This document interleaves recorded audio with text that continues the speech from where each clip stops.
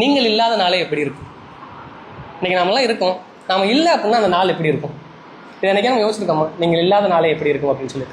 So அந்த ஒரு கவிதையை மட்டும் இங்கே வாட்சி காட்டணும் அப்படின்னு விருப்பப்படுறேன். நீங்கள் இல்லாத நாளே எப்படி இருக்கும்?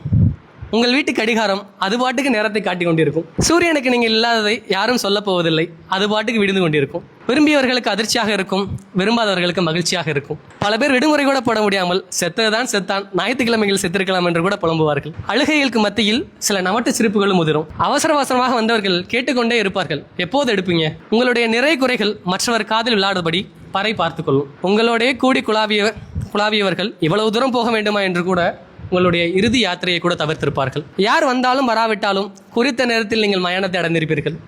யார் வந்தாலும் வராவிட்டாலும் குறித்த நேரத்தில் நீங்கள் மயானத்தை அடைந்திருப்பீர்கள். அதிகபட்சம் உங்கள் குடும்பத்தின் கண்ணீர் மட்டுமாவது உங்களை பின்தொடர்ந்திருக்கும். பார்க்க வேண்டியவர்கள் பார்த்துக் கொள்ளுங்கள் என்ற குரலோடு நீங்கள் நிறைவடைந்திருப்பீர்கள். பார்க்க வேண்டியவர்கள் பார்த்துக் கொள்ளுங்கள் என்ற குரலோடு நீங்கள் நிறைவடைந்திருப்பீர்கள்.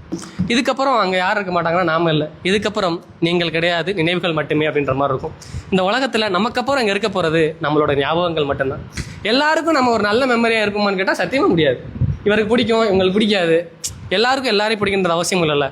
ஆனால் நாம ஒரு விஷயம் பண்ணலாம், முடிஞ்ச வரைக்கும் எல்லாரும் நினைக்கிறப்ப சின்னதாக அவங்க முகத்தில் ஒரு புன்னகை வரக்கூடிய ஒரு நல்ல மெமரியாக இருக்க ட்ரை பண்ணலாம். இருக்க முடியுமான்னு கேட்டால் தெரியாது, இருக்கிறதுக்கு முயற்சி பண்ணலாம்.